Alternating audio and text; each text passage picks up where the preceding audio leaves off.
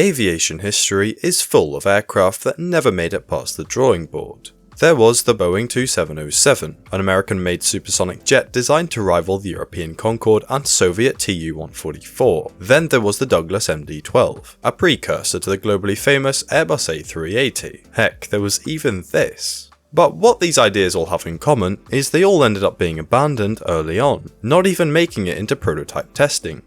All except one. This abandoned Airbus widebody stands out, because it wasn't just a concept, it was already selling.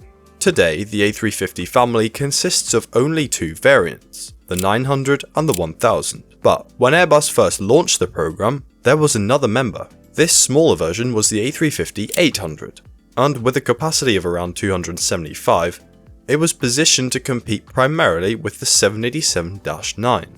On paper, it was exactly the kind of plane that ticked all the boxes for airlines, and despite what you might think, for a while it did just that, and by the late 2000s had racked up almost 200 orders. But then things started to change. Demand dried up, carriers converted their 800 orders to the larger 900 variant, and by 2014, the 800 was given the axe altogether.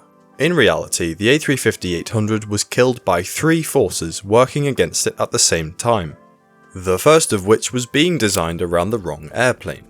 In short, the A350-800 was a shrink of an aircraft optimized to be bigger. Aircraft families typically revolve around a reference variant. The 787, for example, was ultimately optimized around the -9, which became the sweet spot for efficiency and capacity. For the A350, that reference was the 900, and as a result, the 800 inherited the same wing, landing gear, and engine. Crucially, when you shrink a widebody that was optimized to be larger, you lose the seats but keep the weight. This immediately disadvantaged the 800 from the start, because losing the edge in efficiency meant the rival 787 was the better choice for most customers.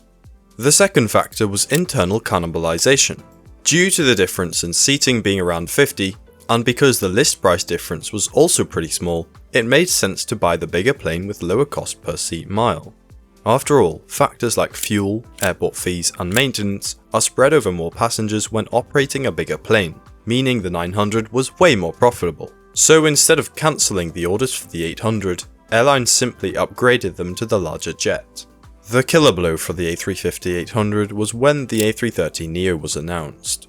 You see, by the time the 800 started struggling, Airbus already had another option that could do pretty much the same job, for significantly less money. The A330neo was officially launched in 2014, and the Neo's advantage was not being a clean sheet design. It reused the A330's airframe, existing factories, and infrastructure that was already in place.